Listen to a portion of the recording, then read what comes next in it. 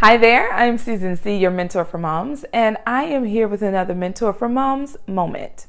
This time, I'd like to talk about something that I teach my one-on-one clients to do, and that is called the slow down technique.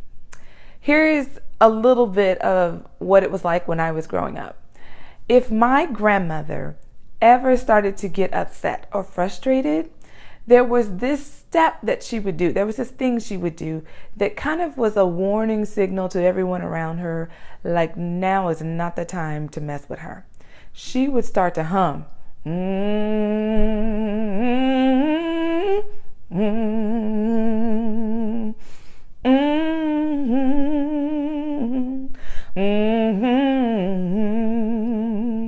She would start humming some church song.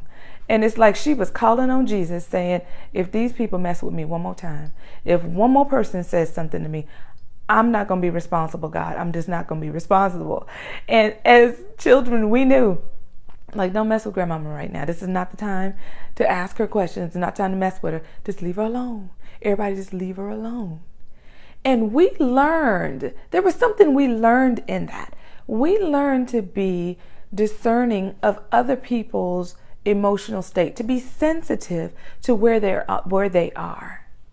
And I see a lot of lack of that.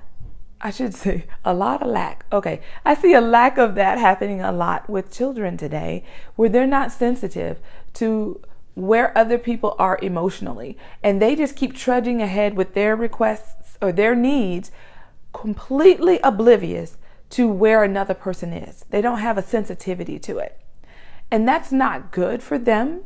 They don't have the emotional intelligence to handle that, and it's definitely not good for their family, their parents, their mom, their dad, their grandmothers, who may need a break. Like, it's not that the request is unreasonable, but the timing is horrible. That's what I'm talking about. So I want to teach you a technique called the slow down technique, which my grandmother did. You don't have to hum or sing if you're not a hummer, but there's something that you're going to do when you feel like everything is coming at you at once. You're trying to cook dinner, you dropped the meat on the floor, you're trying to clean up the mess from that, and you stand up and you knock over a cup of water on the counter, and just then the phone rings and one of the kids comes through the door, and it's just like on and on stuff is just coming on you, and you can feel like my typical reaction is I just want to snap. Like, I want to snap on whomever is saying something. Instead, I have learned something about myself, and this is what I want you to do, to start be aware of what are your patterns in that. One of my patterns is I would get on the balls of my feet, almost like I'm about to launch into whatever this situation is. So one of my first steps is to rock back on my heels. And when I rock back on my heels, I take a long, slow, deep breath.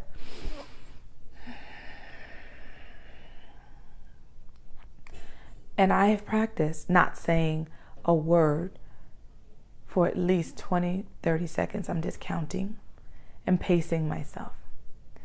Now, what I have taught my children in that is when they see me rock back, take a slow, deep breath, and just get quiet, they get alert.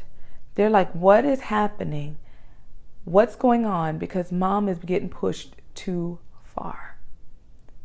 Is it that I want to manipulate them with that? That's not even kind of what this is about. This is about me managing myself so that I don't speak to them in anger. I don't say something that I'll regret. I don't overreact in the moment. I'm getting present within myself before I say whatever needs to be said, before I handle a situation. And sometimes the situation de-escalates just simply because I de-escalated within myself. I started to calm it down and realize everything didn't have to happen at once. It didn't have to get done right now. I get to assess what needs to happen right now and what can I just drop and let it go for now. Like, it's just not even worth it to keep pursuing. Sometimes when I'm working with my children on their schoolwork and I'm trying to help them get a concept that, like, they had it 2 days ago, Like, you knew 2 plus 2 was 4. Why today do you say it's 5? Now you're like 6, and now you're just guessing the answers. And I want to just go, what? Come on, like, you know this. And instead I get to rock back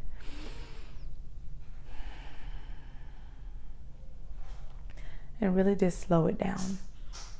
The slow down technique. The next time you find yourself in a position where everything is coming at you at once and it feels like everything is happening right now, and it feels like the speed and the tempo has gotten kicked up really high, practice your slow down technique. If humming works for you, if singing works for you, if breaking out in a dance works for you, if you just need to start laughing, if you just need to take a deep breath and get quiet, whatever your slow down technique is, develop that. And your children will begin to learn that pattern from you. And teach them, when you see me do this, give me a moment. Just give me a moment. And then I'll be able to answer your question or able to help you out. But I need a minute. I just need you to give me a moment. I hope you found this tip helpful. I'm Susan C., your mentor for moms, and bye for now.